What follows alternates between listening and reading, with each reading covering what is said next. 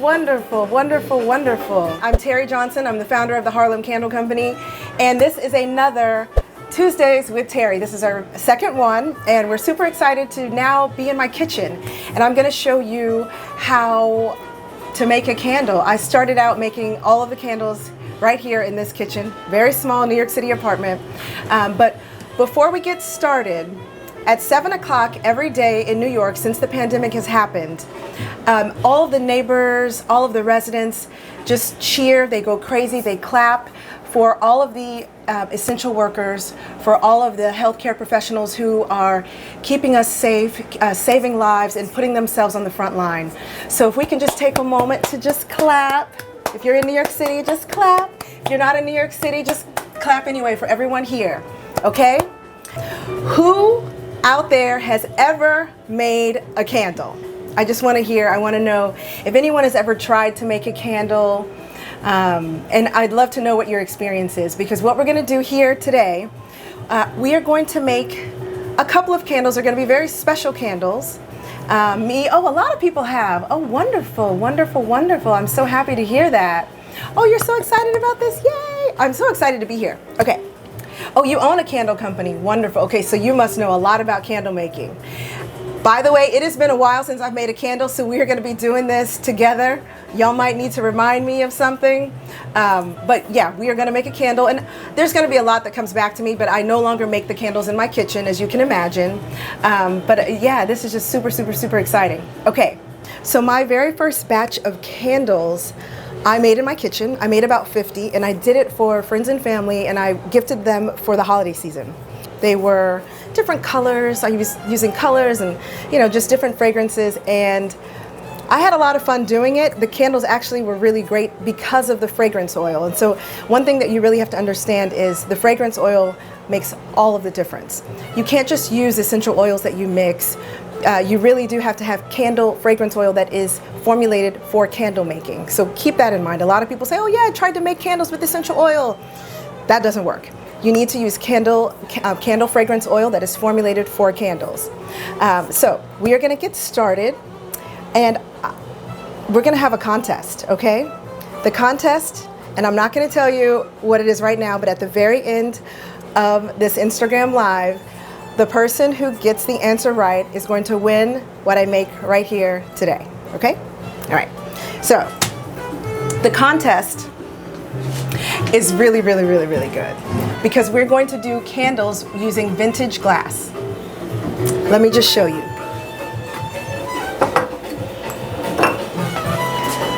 And I started out making a lot of my candles using vintage glass. So look at this. This is just like an old candy jar.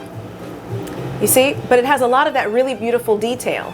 And it's, of course, reusable. So we're just going to make a couple of candles using this glass. And you'll notice, because the diameter of the vessel is pretty wide, we're going to have to use more than one wick. Okay? So keep that in mind. If you're ever making candles, you have to really understand what is the diameter of the vessel. Because if the diameter is too wide, one candle wick is going to cause the candle to tunnel. Okay? And then a little bit later, we're going to talk about some candle care tips.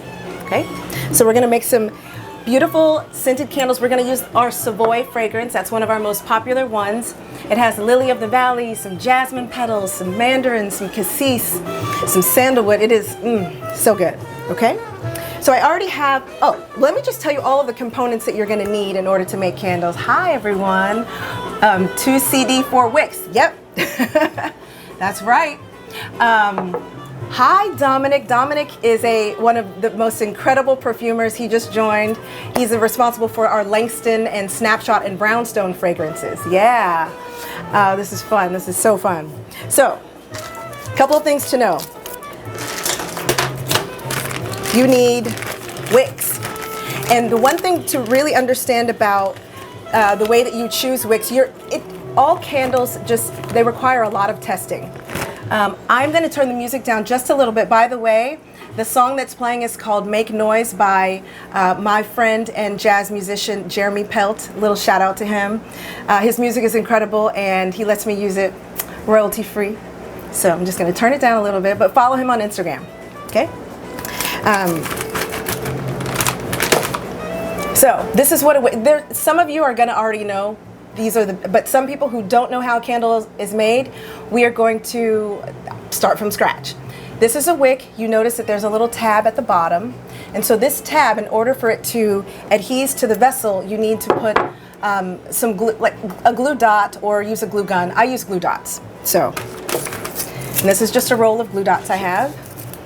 This is normally not how I make candles, but because I'm showing you and I wanted to get my setup with a lot of space, I wanted to, yeah. So this is just a little table that I took from the hallway. So just take the wick, put it on that. And so the glue dot is now on here, and we're going to put it right in the middle of the vessel. Okay? And you really want to get in there to make sure that it's really stuck. So you see, that's stuck. Okay? For these vessels, we're going to use 2 wicks. Okay?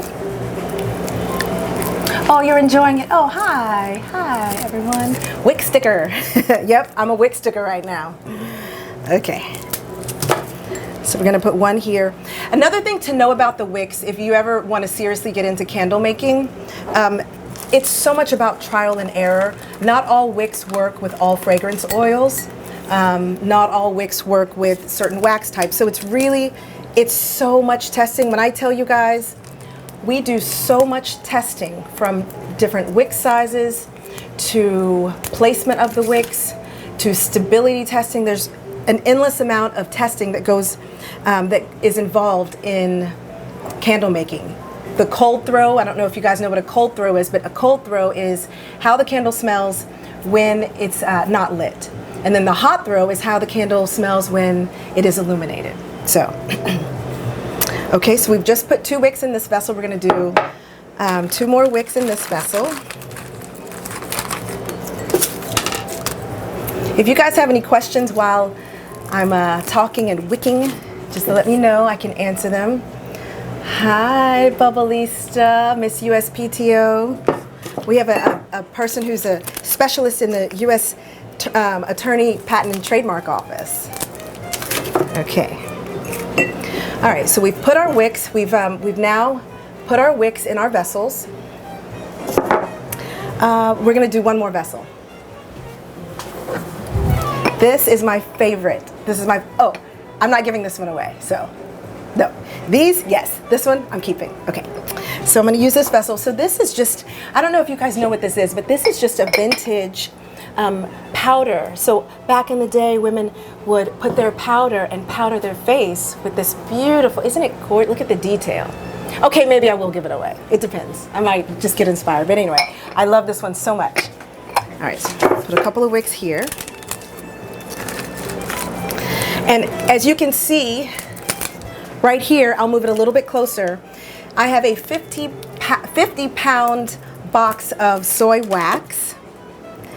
And I buy them in bulk. I buy the wax in bulk because I go through it. So I used to make, up until really like about a year ago, all of the travel size candles, which I don't have any handy, the travel size candles, I used to make them at WeWork on the weekends. Thanks, WeWork Harlem. So yeah, I used to make them at WeWork Harlem. Me and my friends would get in one of those big conference rooms. We'd set up all the tables, bring all the candle making stuff, and go to town. Okay, so I'm also putting 2 wicks in this one. Do I mentor? I actually do. We usually do high school and college students, but send me a DM and we can talk. Okay, so all of our vessels have been wicked. I'm gonna just move this to the side. Another thing that's really important to know, whatever surface you're pouring candles, you want to protect it. There's been candle wax everywhere. And back when I used to use dyes, colors everywhere. Just put some paper down.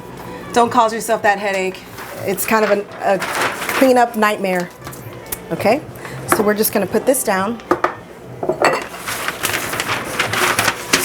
right here.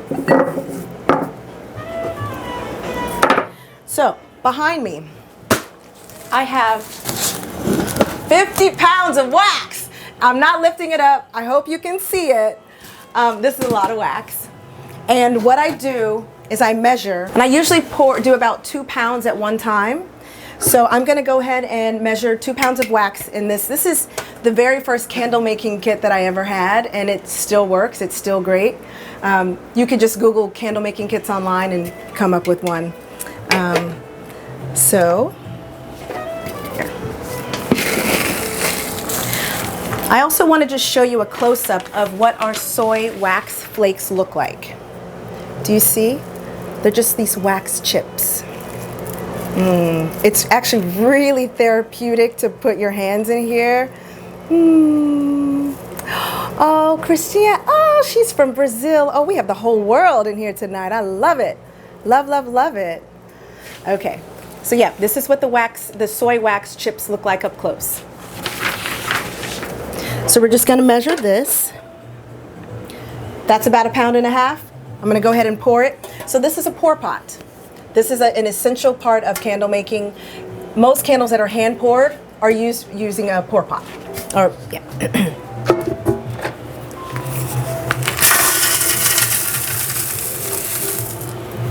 Okay. I'm gonna do about 1/2 pound more.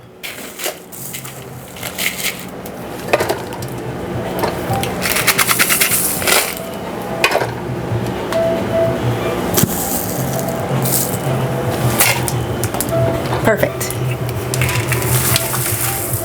Okay, so now what we're going to do is we're going to put it. This is a double boiler. So these are, I don't know, $30 or $40 on Amazon, or on you can get them anywhere. It's just like you can fry things in them. So it's super basic. I have the temperature on about 180 degrees. That's what's called well, so there's terms like flash point, melting point. There's all sorts of terminology. I'm not going to try to define everything for you today here, but you can always Google it. So this is a good temperature to melt the wax. You don't want to overheat the wax. You want it to kind of have a nice, even, slow melting process. Okay? So I already had a little bit of wax going. One of the most important things is to understand at what temperature you're adding your fragrance oil. If you add the fragrance oil when the candle wax is too hot, you're going to burn the fragrance. And even though you might be able to pour it, smell it, and still have a nice cold throw, it's not going to perform well. So you really have to be very, very careful as to what temperature you're adding the fragrance oil. Which is why it's important to have a thermometer. Oh, this needs to be cleaned. Thermometer. And one thing I will do is after this is done, all of the specifics, we're going to put it on the blog. So if you guys don't follow us on our newsletter, or if you are not on, if you don't go to our website, I need you to go. We have so much content. We have a new journal which has all of our icon profiles. So we have a profile on James Baldwin and Billie Holiday and Josephine Baker. We have Spotify playlist. We're now going to put our Tuesdays with Teri on our journal, and we just have content. So go and check it out. I'll have some more content about exactly how to make a candle, and like some tidbits that I've kind of learned over the years. I'll give you all the more scientific things that you need to know, and temperatures and all that stuff that I can't think of right now. Once you've made thousands of candles, I can touch it like this and know when it's ready to, when it's time to add fragrance oil, just because I've been doing it for so long. But if you're new at this, you definitely want to kind of follow the guidelines and follow sort of standards so you can try to have the best performing candle possible. Okay, what are the most popular sellers of the Harlem Candle Company? Ooh, right now, Langston and Josephine. But Speakeasy, which is brand new, is gaining some traction. But yeah, Langston is just, it's such a beautiful aromatic tobacco and incense and amber and some jasmine. It's just, it's in some warm vanilla notes. It's so comforting. It's just that kind of reminds you of like your grandfather's tobacco pipe. But it's just so, but also kind of, it takes you back into like a library back in the 1930s and 40s. So there's just something so comforting and a little sexy. Men love it. Women, I love it. But men really, really love it. So if you're thinking, oh, I'd like to get him a gift, maybe I should get him a candle. Langston and Ellington and Speakeasy. Speakeasy is also one of our top sellers. It has some bourbon notes, some Palo Santo, some dark chocolate, really, really beautiful notes. But honestly, it really just depends. It depends on the season. Of course, in the holiday season, our holiday is our #1 seller. Sending you greetings from Ghana. Hi. Oh, you love Langston and Josephine. Oh, wonderful. At what temperature do you add your fragrance oil to soy? Which I know it can be tricky. Yeah, and I think I think you're doing it at about you want it to be about 100 degrees. Don't quote me on that. Check the blog when I finish, but I think it's about 100 degrees. Like I said, I've done this for so many years that I can touch it and just say, yeah, it's ready. And I don't know what that is, but it just, yeah. And right now it's not quite ready, so I'm gonna keep answering questions, and I'm gonna take a sip of wine.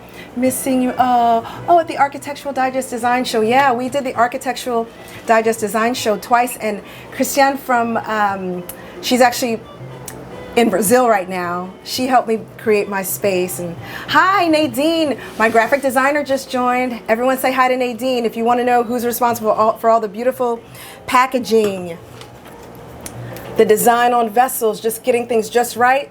That's Nadine. Yeah.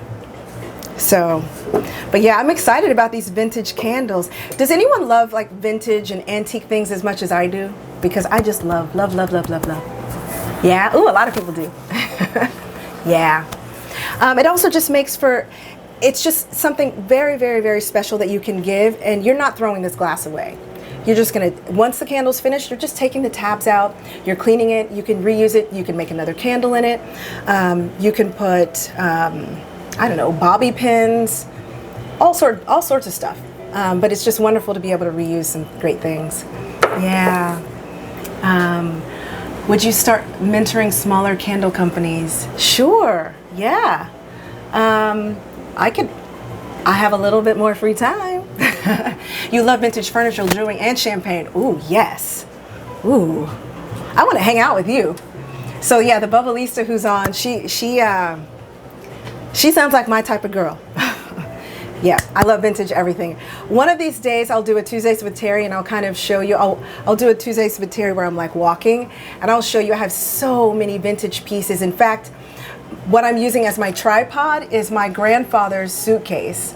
And it's just this old yellow and like very kind of mustard yellow and green suitcase that is just, I don't know, every time I look at it, I think of him and I just get excited, and I feel like, oh, he's proud of me. He passed away when I was 3 years old, so I didn't really get to know him, but you're a huge fan of our candles. Thank you. Hey, Louise from London is on. Oh, I love how international this is. All right, so I'm gonna go ahead, because it's already about 7:20. I'm gonna go and add some fragrance oil to this, and I wanna pour. The pouring is just so fun.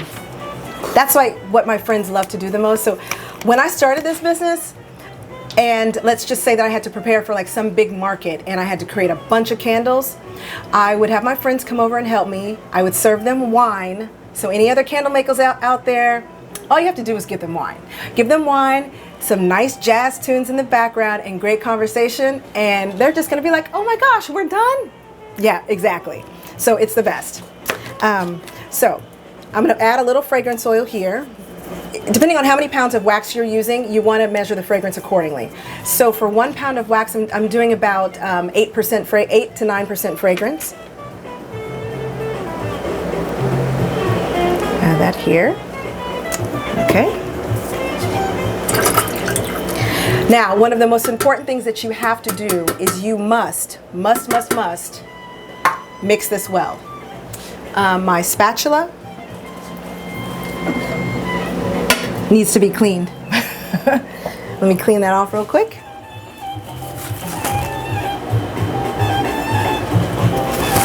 I struggle with accepting help, scared they will mess up. Oh, yeah.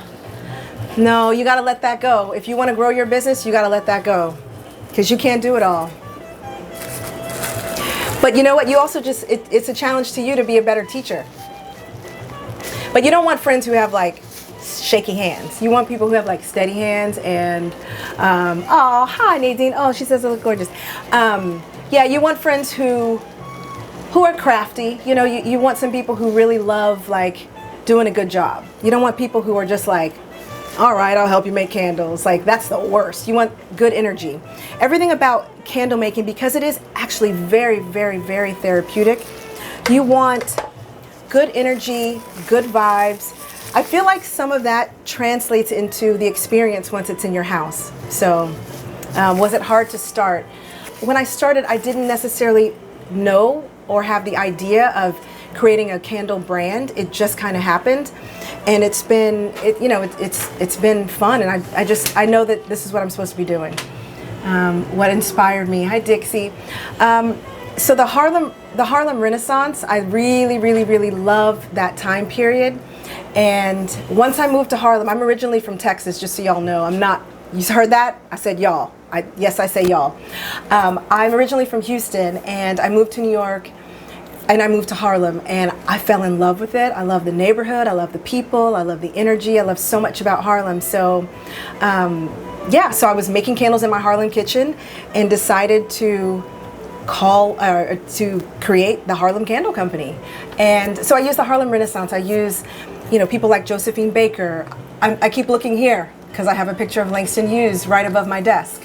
Langston Hughes and Billie Holiday. Oh, you guys, we have I wish you could smell it. Oh, that's the only thing Instagram Live is missing.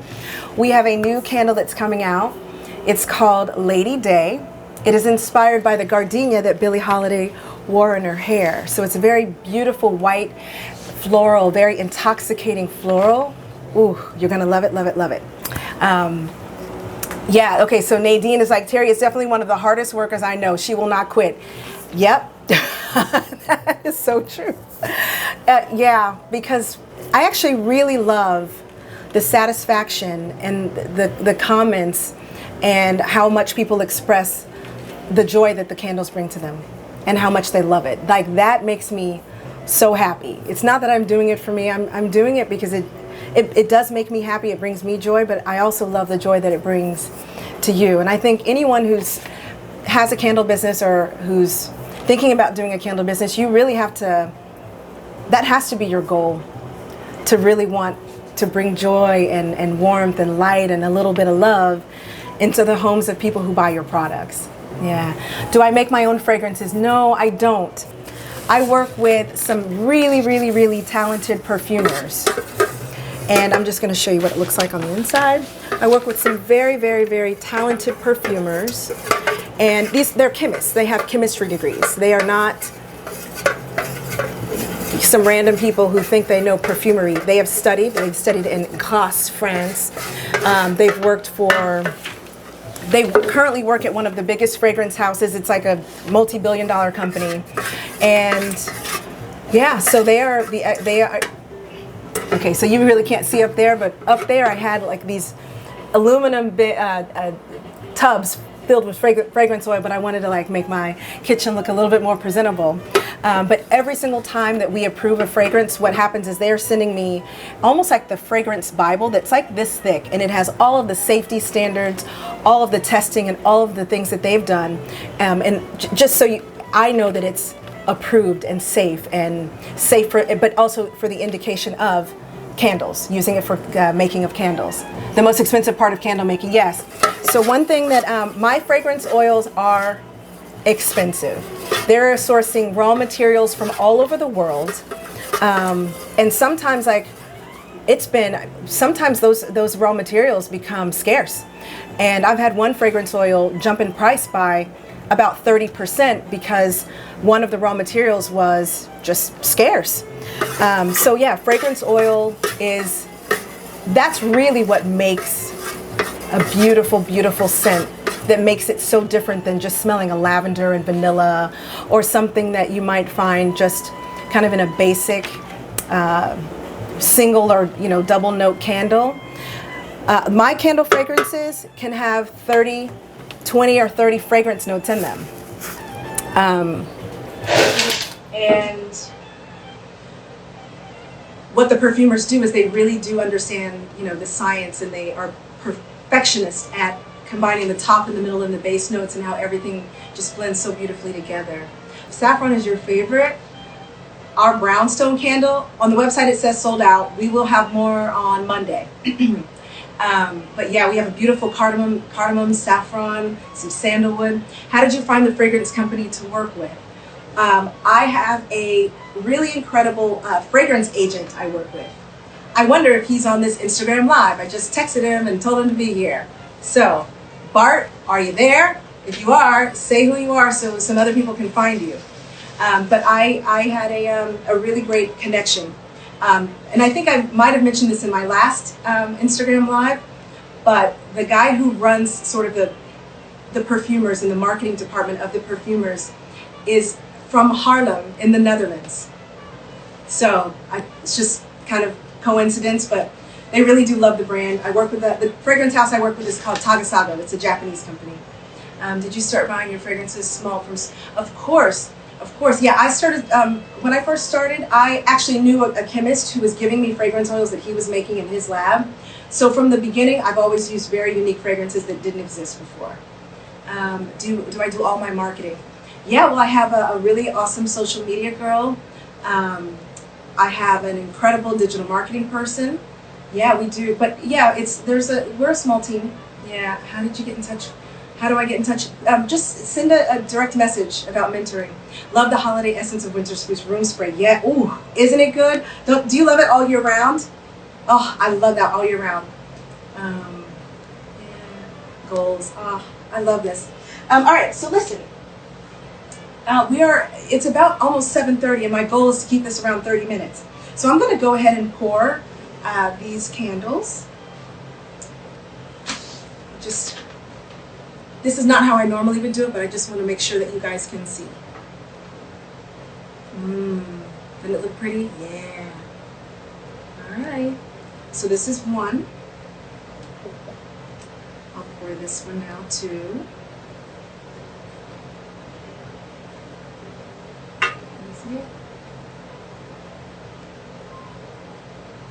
Okay. You want to make sure that you don't pour the candle wax too high, because you want to make sure that you have enough room for your wicks, so the wicks are not sticking way out. Another thing that I don't typically do right away, but you can use something as simple as a cardboard and just with a little slit in it to keep the wicks in place. I do it when the candle has cooled a little bit more. I've tried all of your candles by their travel sizes, and you love the Dream. Oh, that Dream room spray. Anyone who loves room and linen sprays, the Dream is out of this world. It has lavender, wild ginger. It's so relaxing. Do you think you'll continue to do travel content as well? I do think I will. So Travelista is another brand that I have.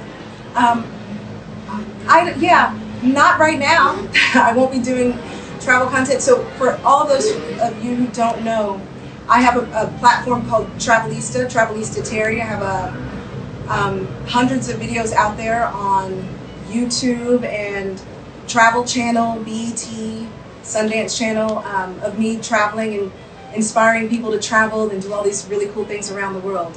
Have you found the candle making business to be profitable? Yes, but I will tell you, the first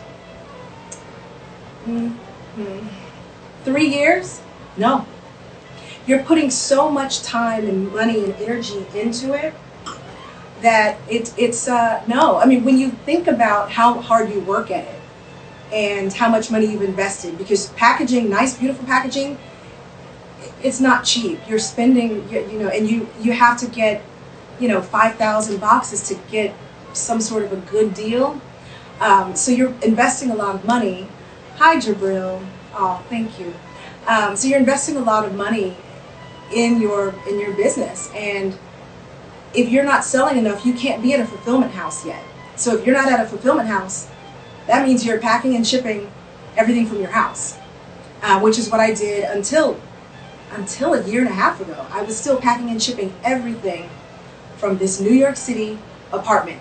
Thankfully, the UPS store is right across the street, and the post office is down the street. But yeah, so, and the minimums, and like these fulfillment houses, they are the same fulfillment houses that are, you know, shipping things to big box retail stores like Bloomingdale's and Macy's. So you really have to be able to sell enough so you can start taking some of the workload off of you. Yeah. How did I find my packaging company? Nadine, graphic designer. I cannot stress this enough. You guys, if you are doing a business, especially something in the luxury premium space, your packaging has to be on point. Don't skimp on packaging. Don't get flimsy boxes. Don't get cheap material. You have to invest in packaging. And if you have to raise your cost of goods by $1 or $2, no one's really going to care. $1 or $2, if it's already something that's high-end and beautiful, they're going to feel like, ooh, this is just so nice. Do you know how many times I hear that people keep my boxes? They don't throw them away. They love them. There's someone who actually deconstructed the box. Here's a box here. There's someone who deconstructed one of our boxes and did the coolest artwork, because we have a really beautiful print of the nightclub map of Harlem on the inside. I showed you guys this last time. Oh, wonderful. Okay, so, yeah, we made candles. The candles are not going to be finished because they have to cure. And I also need to do a couple of things that I'm not going to. Who is Nadine? Nadine is my graphic designer. Oh, Louise from London, she said she kept the box in her house too. Yeah, I hear that. That makes me so happy. Yeah, yep. Nadine is Blue Dog's design. But I'll tell you one thing. Don't come at Nadine without being ready and prepared. Don't do it, because she doesn't play. How did I get my candles in big name stores?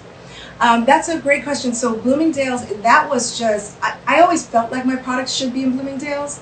But there's a senior executive at Bloomingdale's who bought my candles from a local store in Harlem and fell in love with them and felt like, I want these candles in Bloomingdale's. And he set up a meeting with the home goods buyer, and the rest is history. Where do I make my candles now? My candles are made in 3 different locations between New Jersey, Arkansas, and New York City. Where do you make, okay. Yeah, I'm from Harlem and I appreciate you. Thank you, thank you, thank you, thank you. How long do I cure them? Overnight. Yeah, I let them sit overnight. You never want your apartment or your apartment. You never want your home, most people have homes, to be too hot. You really want to keep the temperature cool, like really like high 60, like 60s, 68s, 70, yeah. All right. You guys, it's about 7:36. I know people have plans, dinner plans, and Netflix, and I don't know what else. You're about to light your Josephine right now. Oh, I love this. You guys, I want to hear from you. I love this Tuesdays with Teri. We're going to keep them going every Tuesday. And if you have ideas on what you want me to talk about, or some topics, let's do it. One more thing before we go, the contest. I want to show you guys one thing before we go. The importance of trimming. This is our Langston candle, and do you see, now the wicks they're not terribly long, but before you light the candle every single time, you want to trim the wick because it's going to give you a nice, clean, even burn. And so these are our wick trimmers. We sell these. They're kind of buried on the website, but you know, just type in wick trimmer and you'll find it. So you see I cut it, it's about 1/4 inch now.